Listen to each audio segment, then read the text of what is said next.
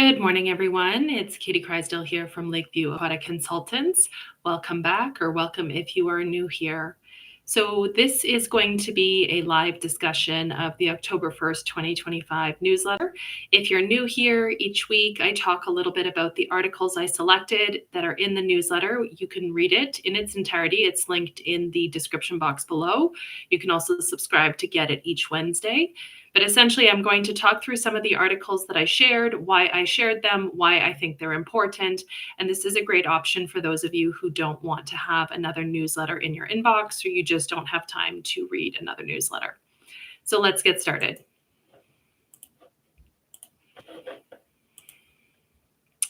So every week that I do the newsletter, I am aggregating news articles from 2 daily Google News alerts that I've been receiving now for maybe 4 or 5 years. So I have a news alert for the terminology drowning, and I have a news alert for the terminology swimming pool. And each week I get a variety of different articles. Often there is no clear theme, but that is definitely not the case this week.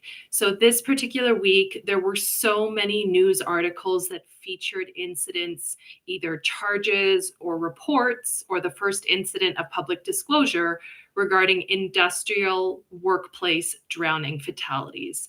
So I'm not talking about lifeguard or swim instructor. I'm not talking about other situations like people vacationing at the beach.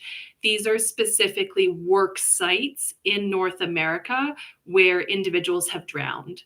And so as I share in this particular newsletter, people sometimes come into water safety and drowning prevention with the mistaken belief that only those people who want to go swim end up experience drowning or a drowning fatality.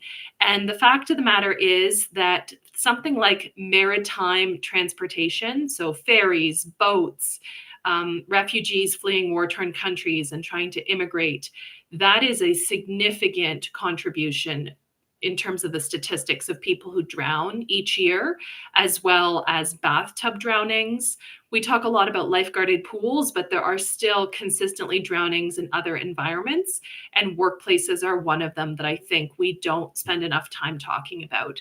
So even if you're a pool operator and you don't get this newsletter for the water safety piece, I thought it was incumbent upon me to share with you these news stories this week because it was really shocking to see the variety and the scale, relatively speaking, in the industrialized world in North America to have these incidents.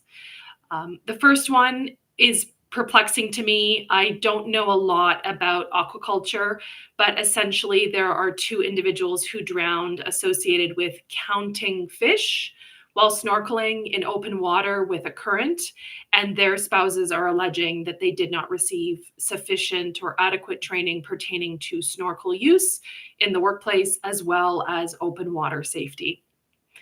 Another incident out of Florida. This one is not specifically yet categorized as a workplace incident, but I think we can conclude from the photo shared in the article, the state of the roof and the construction supplies around the site from the aerial photo, that this incident where 2 individuals fell off the roof and into an empty swimming pool. Yes, it's not a drowning, but it is a very severe workplace injury. And I included it in this grouping because it is associated with workplaces. And if that pool had been filled with water, it might have broken the fall, but the fall may have still resulted in a drowning in the sense of we don't know what types of injuries the person sustained, but a fall from great height when you are unprepared to enter the water in a compact manner can result in shattered bones and significant injury. So that's a little bit of my looser criteria, but I did roll this into workplace injuries. The next article I shared was pertaining to charges against a worker who drowned in a Georgia river. And this one was not water related at all. This was a crew doing roadway painting over a bridge. The employee fell into the water, probably an accident, but the individual was not wearing a life jacket. We don't know if they knew how to swim, and presumably the fall from a great height of a bridge had a significant impact on their body in terms of potentially making them unconscious or injuring them gravely so that they could not swim. Another article I shared was a worker who recently drowned in Idaho at a wastewater treatment plant. I apologize, the source article is very poor quality in terms of facts, but these are all workplace drowning injuries, or fatalities rather. And then the same thing has been happening in Canada as well. So I share the database for Alberta where you can go online and read the workplace investigation reports following worker fatalities. These are publicly disclosed for legal reasons so that other workplaces can learn from these incidents. And I took a deep dive into this last year. And so I was just checking back in on these today. And Alberta is a pretty small province. We have less than 6 million people, even with our recent immigration. And there were 3 water related fatalities in the workplace in 2022, 2 in 2021. 1 in 2019, or 2 if you consider a grain drowning a drowning, 1 in 2017, and then you have to go to a different portal to access earlier results. Statistics from 2024, 2025 are not yet available, but this is substantial. We're talking at least 6, potentially 7 drowning fatalities in the workplace in a very small province over the last 5-6 years. It's quite shocking. Then I go on to share my favorite headline of the week. And this is not meant to make light or make fun of the family, but I appreciated this town in New Jersey who is basically stating to the family of drowning victims, the rough ocean is not our fault. And relatedly, I appreciated this other headline. You can read the articles by clicking on the photos, that the ocean is not a swimming pool. And I would see this consistently teaching swim lessons or interacting with parents who were planning to take their kids on vacation over winter. So in Canada, with our cold climate, it is a very popular choice to go to an all-inclusive resort somewhere warm, like Mexico, the Dominican Republic, Cuba, etc., for a week or 2 in the depths of our Canadian winter. And I would talk to lots of parents over the years who enrolled their children in swim lessons. They knew that swimming was a valuable life skill, but they didn't understand the disconnect when we talked about that the pool skills within the basin where there are walls that you can grab and push off is not the same as the open ocean where there are currents, there are waves that can disorient you, there is longer distances between any place that you can grab onto. And that is a significant burden that we're up against in our industry where people may be great pool swimmers. That does not make them inherently good ocean swimmers. In terms of the other articles that I shared from this week, it was a grab bag as usual with a bunch of different stories. I shared a story about a child who is in serious condition after drowning in the Dead Sea. This was interesting to me as somebody who spent 2 years living in Israel. The Dead Sea is extremely buoyant. The photos you might see of people holding up their hands and wrists and floating are not fake. They're not AI. It is extremely buoyant water and extremely toxic water that can result in Dead Sea poisoning due to the high salt and mineral content. So I was somewhat interested in this case, not a lot of details because it is a pretty unusual combination of factors. I share this story throughout the last 6 months. The province of Quebec has further delayed, after many, many years of delays so far, the implementation of a residential pool fence bylaw. And I do not understand where the thought process is at this point in time to further delay this implementation. The initial implementation appeared to be delayed based on the landscape architecture and fencing industry lobby, claiming during the pandemic that getting the resources and the crews, like the work crew availability to install all of these residential pool fences in Quebec was impossible. So they didn't add a delay in implementation initially, and that was bringing us to 2025, where you had to have a pool fence by later this year. There have been many articles I've shared in this newsletter pertaining to people who have gone to great lengths to meet that requirement, as well as having several layers of protection. So not just the pool fence, but also pool alarms, also door alarms, double door locks, etc. And I'm just perplexed and frustrated that something so basic continues to be so hotly disputed in Quebec when we saw this summer, as we do every summer, that there continues to be child drowning fatalities in residential pools, specifically in Quebec. I could come up with half a dozen from our newsletter that may have been prevented with an implementation of something like this. Okay. I shared a news article about a woman who was sued, who was meant to be babysitting a child who ended up drowning and dying. It was an interesting legal case that I've never seen anything like that before. Typically, I've mentioned that I don't like to charge parents or guardians, but I do think it is the prerogative of the family. If you had a contractual obligation with a daycare, with a childcare provider, with a babysitter, it would make sense to me that you might pursue claims of negligence if your child drowned when they were supposed to be watching them, fatally drowned, rather. I shared an article from New Zealand pertaining to people arguing over $4.7 million that was, quote, wasted changing the design of a new aquatic facility that they would like to build. I think this is a really important news article to share because too many people are caught up in thinking that that is wasted money. Certainly, it would be great if that cost could have been avoided, if they could have come to this decision earlier, sooner, with less money and less resources spent. However, $105 million is a lot of money to build a recreation complex. And that's assuming it was built to budget, which very few things are built to budget at this point in time. And so I personally feel they've dodged a bullet by reassessing what they can afford and their community priorities by figuring this out now. You don't want to be doing a change order when you're halfway through a project at that scale. The whole point of feasibility, the whole point of figuring out what you can do and how you're going to pay for it needs to be done on the front end.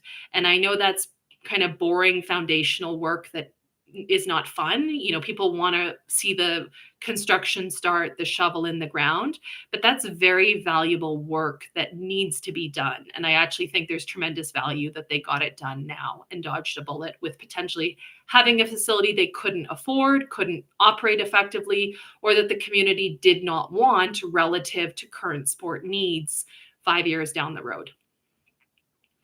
Great Wolf Lodge is preparing to open their first indoor water park in the United Kingdom. A lot of you might know it is a very popular chain here in the US and Canada, where families will go for a staycation over the weekend and enjoy the water park, restaurants, mini golf, indoor activities at a standalone resort. Verdun in Montreal, that particular pool that's been closed for almost 10 years, the city is reassessing the feasibility of reopening it in terms of a second opinion on some of the concrete work and structural work that had been previously assessed. This ties in a little bit to last week's newsletter, where we're seeing a lot of infrastructure closed in 2025 because it's reached the end of its life cycle. And I would certainly never say we should keep reinvesting good money after bad into older facilities just because they're legacy projects or just because the community has a favorable opinion about it.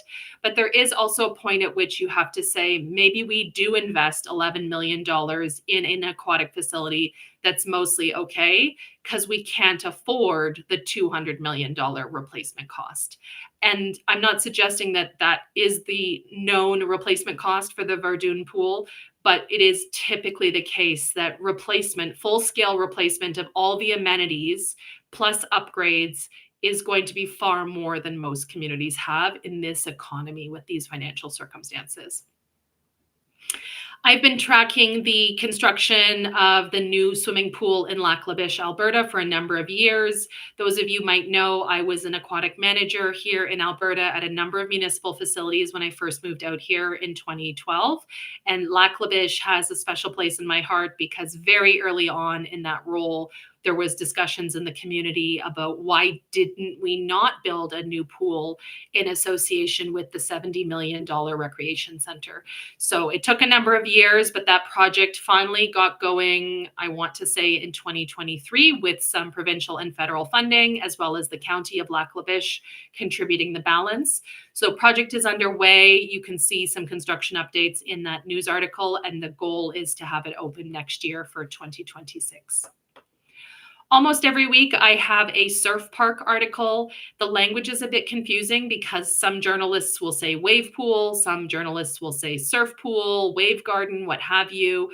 In my experience, I'm going to stick to using wave pool as the terminology that we use for an amusement park, water park, where kids are surfing.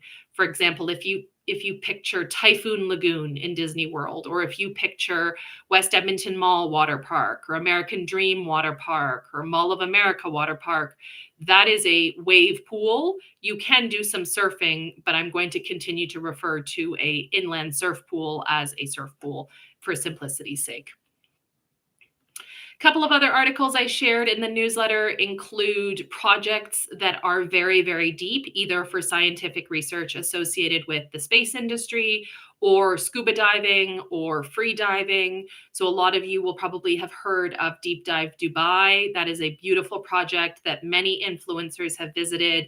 And even I want to say during the pandemic, Will Smith did a campaign. This was before the Oscar slap. This is when he was still held in favorable regard by the general public.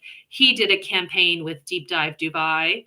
There's also the lesser known Y40 in Italy, which opened before Deep Dive Dubai, but doesn't have the same marketing resources that we see. And then there's now been an announcement that there will be a research pool, a similar depth located in England. And there's also a project that I mentioned that has been discussed in Chicago for quite a number of years, but I'm not really clear on the funding status of that project. I do not believe it's fully funded. I believe they are still seeking partners and fundraising, so we are quite a ways away from that. I share some statistics regarding theme park attendance this summer, and we can draw some similar conclusions for our water park attendance this summer, as well as our other amusement destinations, such as family entertainment centers. Those are disposable income activities. And so although some of you are going to be more in the community recreation side or the basic hospitality side, people who need to stay at hotels as part of their travel, I do think it is a small indicator of the current economy, political climate, et cetera, as we head into Q4 of 2025, where lots of people have been reporting to me decreased spending, so decreased revenue, and then resultingly decreased operating budgets until we see what the outlook is for 2026. I also share some new life-saving equipment installations, including a drone that's going to be deployed in California. There's been similar studies done regarding drone use for AEDs in the Greater Toronto Area and Peel region. I am not of the opinion that this is going to replace first responders or lifeguards or lifesavers, anything like that. This is, in my opinion, simply going to expand access as well as expand the range of resources that are limited to more people more often. Let's be clear that drones are an interesting area for life saving, but they're not completely without regulation. So in many jurisdictions, such as Alberta, you do need to become a licensed drone pilot. You do need to understand the safety parameters around drone use in terms of cities, urban areas, parks, where they can be allowed. What are the risks with drones? There was the very famous case a few years ago where it appears as though one of the older airplanes at a air show, I believe it was in Texas, may have crashed because of a drone that went into the engine air take. And certainly if you're in any big city with airspace for commercial airliners and helicopters, drones, even at lower altitudes, are not a small decision to take. But it is definitely something I think us in the swimming pool industry need to be aware of as a topic of conversation. The last part of the newsletter, I basically shared a link to the audio version of last week's newsletter, September 25th, 2025. That was delayed due to laughable tech issues I had throughout the week. And then I also updated everyone that we've added a October 16th, 2025 certified pool operator fusion course on Zoom as an alternative because our monthly Zoom class for the end of October is just about sold out. We add classes based on demand, but the hard part has been people who have said, we need to do training, we need to do training over the last few months, and then haven't committed to registration. And so the big thing for us, or for me as an instructor, is I will always add more classes based on demand, but we do ask that you kindly register as soon as you know that the day is best for your schedule. Obviously, there are situations where you onboard employees and you don't know their exact start date. And so you don't want to register prematurely and then be stuck. But there continues to be issues with supply and demand if people are waiting until the last possible moment to register and then the class sells out. And then we go to add another class and people delay registering further. And we have the same balloon month over month. So if you know what your schedule is like, please kindly register as soon as you can. I will be releasing the complete 2026 CPO schedule in a few weeks, so just after Canadian Thanksgiving. So those of you who are planners will be able to look at the year ahead or the quarter ahead and figure out the best option for you and your team. So that is it for me this week. Thank you so much for being here. I hope you enjoyed this newsletter. I will catch up with you next week with our weekly newsletter and this audio recording. Talk to you again. Bye for now.